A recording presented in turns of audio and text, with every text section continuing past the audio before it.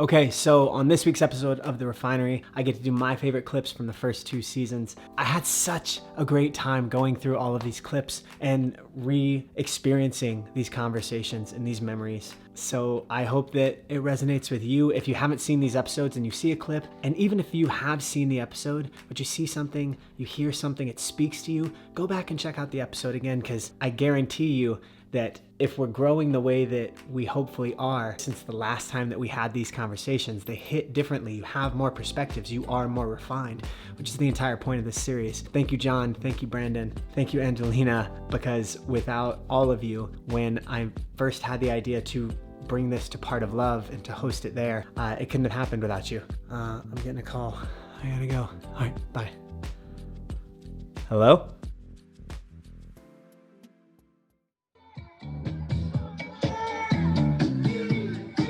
All right, everybody, welcome to episode 10 of The Refinery. Episode 10! Dude.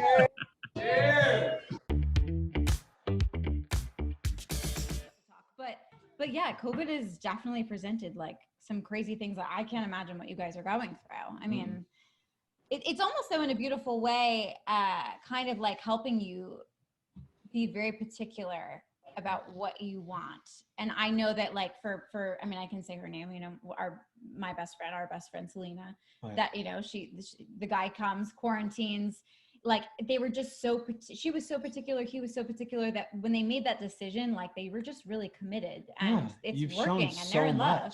Yeah. And even my brother, I mean, like he was like, it was weird to do all of these dates on FaceTime, like you're swiping and then you'll do a FaceTime and you swipe and you do a FaceTime. He was like, yeah. But honestly, I know I actually was more in tune, because if 20 minutes goes by and this chick is like not here or somewhere, like, you know, it's not it, you know? And so he was kind of like, I just kept committing to it, and he found this girl that he's very into right now. And they, you know, after a couple weeks, they, you know, were okay, fine, let's do the thing. Let's be careful. Let's quarantine. Let's meet up. And now they're dating, and now like life is cool. And I'm like, what are the chances that during quarantine, it pushed you to be so particular about what you want and what you want to put out there, that, you know, you really find true love? I mean, I think it's awesome in that way. Yeah. I'm sure it's very frustrating as far as like just having fun and the social aspect of it, because I fully loved dating, like loved going out and doing the whole thing. But Ange, I'm curious for you. It sounds like this time that we're in has heightened a particular value in dating that might not have been as valued. What would you say that value or that particular pillar or principle is that people are now having a chance to really exercise or look at? I mean, I think it's exactly what I was saying. Like you are so particular, yes, about the time and attention that you are willing to give to someone. It's just very clear, because it's just you and a screen, you know, and it's the words and the attention and the love and the, you know, what you're giving to each other. There's no, you know, swag happening at the bar and any like crazy alcohol to get in the way, or, you know, like, I don't know. It's just, it's so focused. And so you have to capture me and I have to capture you. And I think that's where people are really finding themselves. And it's awesome. Why waste time? Life's short, right? I think that you hit on something really interesting there. You said, oh, you're so cool. And I think that I'll say this. I actually feel like the bad boy phrase and phrasing of this, and kind of, what is it? Not description, but you try to box that in. We say, well, it's the bad boy thing, but I think it's more the cool guy thing. And I think it has less to do with the bad boy, because if you're intentionally being the bad boy, it's sniffed out so quick. But there's something about, I think, our society's emphasis on the cool person, the person who doesn't give a fuck, the person who can just hang, the person who can just chill. And I mean, whether it's that, you know, old school kind of Johnny Depp feel, that old school, you know, whoever, whatever, Ryan Gosling and whoever it is that is like whatever your cool thing is, you know, I feel like it's that we build up as men in society. I think that we spend too much time trying to be cool and not accepting the fact that the people in society or in movies or celebrities, whoever that we look up to as being so cool, are only cool because they accept whoever they are. And we also don't know shit about them in reality. And if it's a character that's written, that exists until the director says cut, and not after that. I know for me, I spent a lot of time, I finally realized this at one point in my life. I used to live my life like I was on a sitcom, like I was on an episode of Friends, like I was Matt LeBlanc. I was like, I'll say the thing that will make everybody laugh, and it doesn't matter if it's a little shitty, because then there's a cutaway. Now, obviously there's not. And so I'd say something shitty, and you know, people would laugh and be like, "Oh, you're an asshole, man." And I was like, no. We were all thinking it. And they're like, "But you said it. Yeah. And you're an asshole." And I was like, no, it's cool. It's funny. Like and you just, until you can step out of trying to be that thing, the moment that you're just whoever you are and you're fine in your skin, suddenly you are cool in a very personal way. And suddenly that whole thing works. But until then, I think we're all just chasing it. And I think that's something I want so badly to, you know, Brandon, you wrote the thing today about, you know, talking to your younger self. That's one of those, like, if I was to do a soundbite kind of thing, I would say, tell him not to try to be cool. Like, don't try to be cool. Just figure out who the fuck you are. And then that will be cool. But that doesn't sound cool. Yeah. That doesn't figure out who you are. Doesn't sound cool at all. It sounds fucking stupid. But it's not. I think what's interesting about, and as you're saying that, I look at our friendships right now, our relationships we have now, and the acceptance, right? The acceptance of just like who you are, right? Like there's nothing, like you're not trying, there's no extra anything. It's just like, Colt is cool because he's Colt. Like Jon is cool because he's Jon. And people like Brandon because he's just Brandon. And that is longevity. That is love. That is the thing I think we're all looking for and seeking. And where I look at the disparity in men is they're not taught. And this is kind of where this is going to go, I think. Men are not taught that it's cool to be you. That is what it means to be cool. Yeah. True badassery, true Clint Eastwood, true whatever you want to call it, Patrick Swayze, my man, like whoever it is, it's you are true to who you are, and that's what's cool. Like I think if each one of us, and this goes back to the fatherhood talk, if we had a son right now, we would probably foster him in who he truly is, so much so that he would have zero desire to fit in.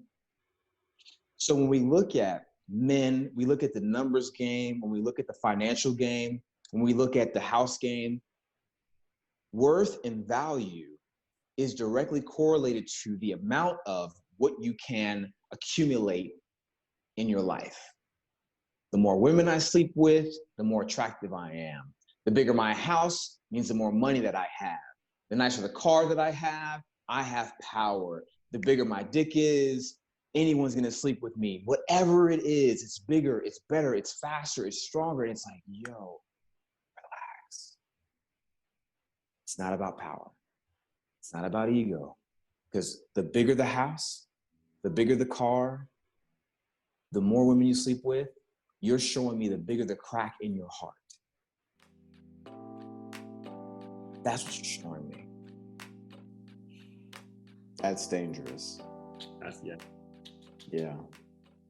That awareness. the idea of just like you're saying, acknowledging that it exists doesn't mean that you have to have the answer or know what to do next, but at least you're acknowledging it exists, because when you'll decide differently with that. Yeah. People who want to be naive to, and that's what's so interesting, like what my mom went through was such an eye-opener for my own health.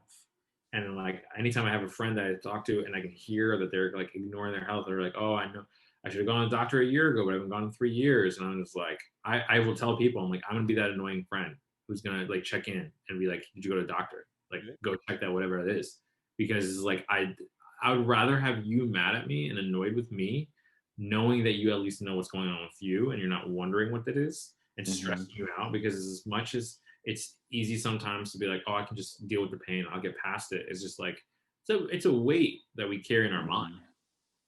Every time you have that little thing, or that little, whether it be in your chest or your arm or whatever it is, but every time you feel a little pain, it's a little reminder that something's wrong.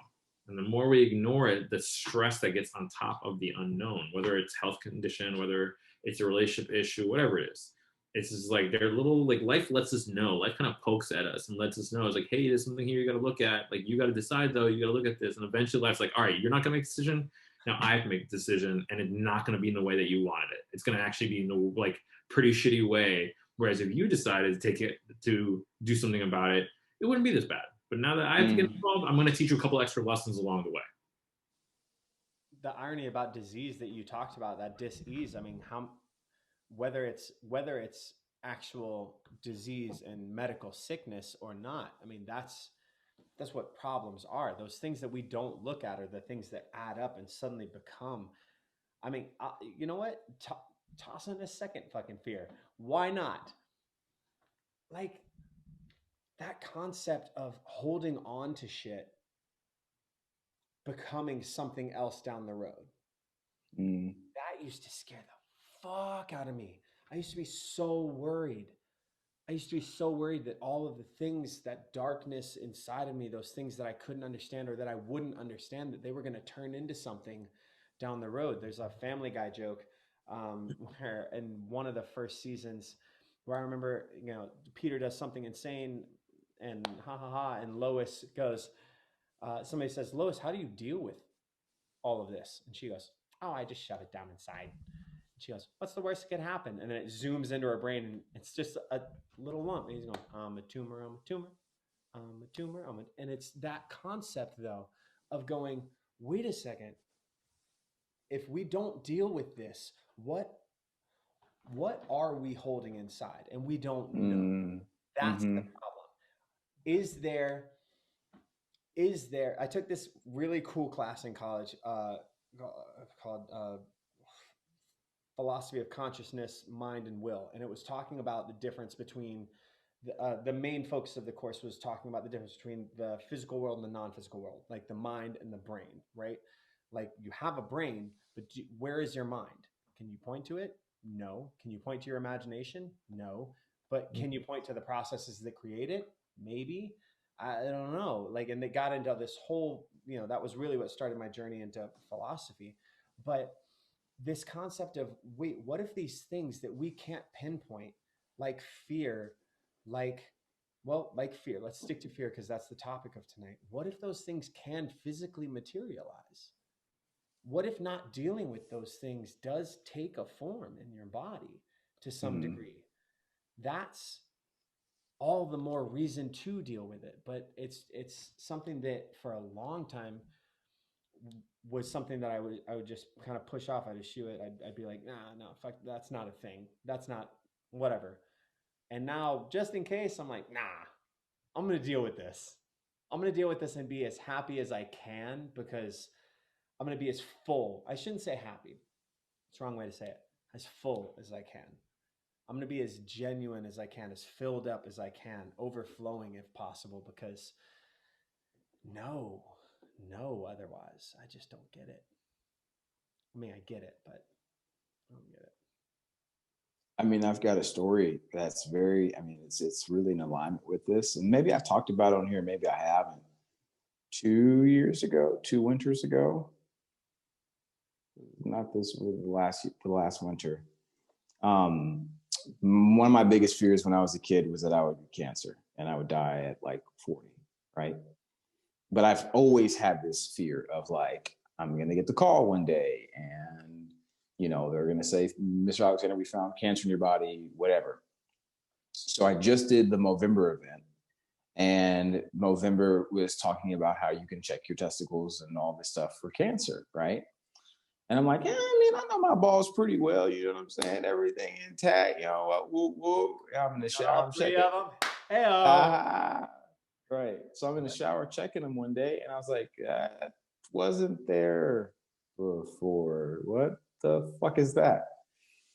And I am now panicking that I'm like, I've never like really checked my balls, right? Like maybe I'll shave, maybe I'll whatever, but I've never like checked them for something abnormal. So, and I kept having this, what it was is I kept having this throbbing pain. And I was like, what is this throbbing pain? Like, this is uncomfortable. Like, this is like the worst shit ever. So I've got this throbbing pain. Now I'm like, I'm checking myself. And then don't you ever do this. But I went to WebMD. Like you do. And Never do. And I've heard some people like, don't ever do it. Yeah, don't ever go to WebMD because it'll confirm whatever your fear is. And they'd be like, you have cancer. Yeah. You think you have cancer? Do you have pain? Yes. You got a lump? Yes. Then you, sir, have testicular cancer. Get to a doctor now. So like, I'm not with it. Yeah. So anyway, I take a second before I actually decide to go to the doctor, right? And I kind of think I live with it. I think after I found the lump, I just was like so stubborn that I would check every day for like 2 or 3 days. I was like, it's still there? Okay, tomorrow it's not going to be there. It's still there. God dang. Okay, what am I going to do? So I finally go to the doctor, and I cried. I fucking cried like no one's business because I knew that when this doctor, you know, checked my testicles, they were going to tell me, sir, you have cancer and we need to remove it, right? So I get to the hospital, and now that fear that I had when I was a kid, I was like, I was right. I knew the whole time the cancer was going to take me out. And what do I do? What do I do? What do I do? I don't have a will. Who do I give the dogs to? That's it. I'm like, who do I give the dogs to? And the doctor comes in and he checks me and he says, well, sir, I don't think you have cancer. He says, but I do think you have another condition. And in my head, I'm like, what the fuck? What the fuck could it be? Like, I don't have an STD. Torsion? I'm sorry, I have to ask. Huh? Is it a torsion? Nope. No, I don't know what a torsion is. It's just when they're twisted. Had some friends. No. Just because you're a dancer, and I'm assuming you didn't wear a dance belt, so it was the first place that my mind went. I was like, nah. Yeah. So there are 2 conditions men get, and I had made a choice to be abstinent for a long time. And what they were saying is, if your sperm tube, the tube on your testicle can get inflamed, and the inflammation can cause cysts to grow. So the thing that formed was a cyst, and then on top of that, the throbbing pain that I was feeling was because the tube was engorged, it was inflamed. And so he took x-rays and he showed me what it looked like. And I was just like, this is crazy. But it took the fear of the testicular cancer to get my ass to the hospital for him to tell me, this is what the condition you have. And so I reached out to a buddy of mine. We were talking about it, and he's been living with this for 15 years now. Yeah, it's a condition that may never go away. But he said it's more common than people think for men to have, but men don't talk about it because we don't talk about our health, and we don't talk about our, but sperm to cell is what the engorgement and the inflaming of the tube where your sperm comes out. That's what that's called. And then the cyst is just something different. It's another condition.